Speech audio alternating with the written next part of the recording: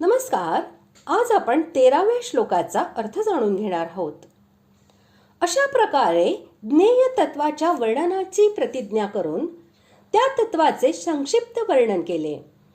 परंतु ते ज्ञेय तत्व मोठे गहन आहे, म्हणून साधकांना त्याचे ज्ञान करविण्यासाठी सर्व व्यापकत्व इत्यादी लक्षणांद्वारा त्याचे पुन्हा विस्ताराने वर्णन भगवंत करीत आहेत.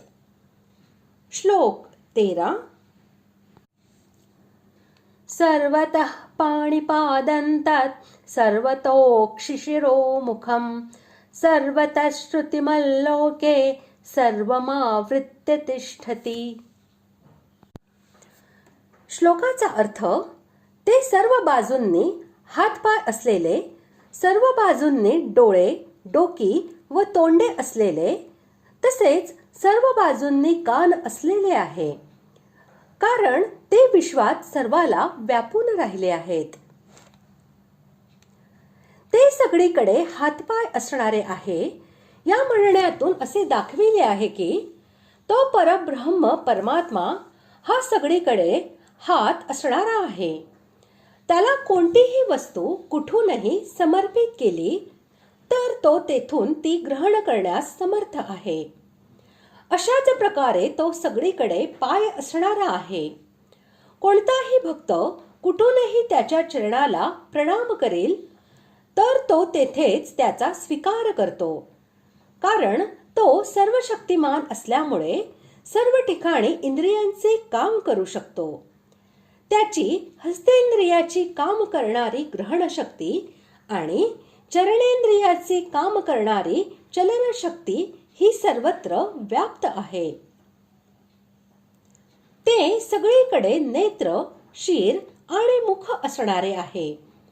या म्हणण्याद्वारे सुद्धा त्या ज्ञेय तत्वाच्या सर्व व्यापकतेचा भाव दाखविला आहे. ते सर्वत्र नेत्र असणारे आहेत. ते पाहत नाही असे कोणतेही स्थान नाही, म्हणून त्याच्यापासून काहीही लपून राहत नाही. ते सर्वत्र शिर असणारे आहे.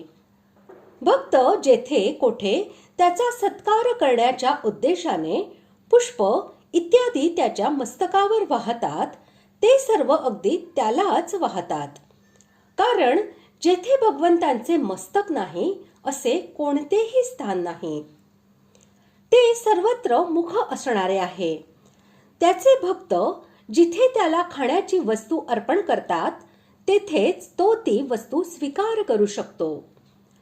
जिथे त्याचे मुख नाही असे कोणतेही ठिकाण नाही, म्हणजे तो ज्ञेय स्वरूपी परमात्मा सर्वांचा साक्षी, सर्व काही पाहणारा, तसेच सर्वांची पूजा व भोग हे स्वीकार करण्याची शक्ती असणारा आहे.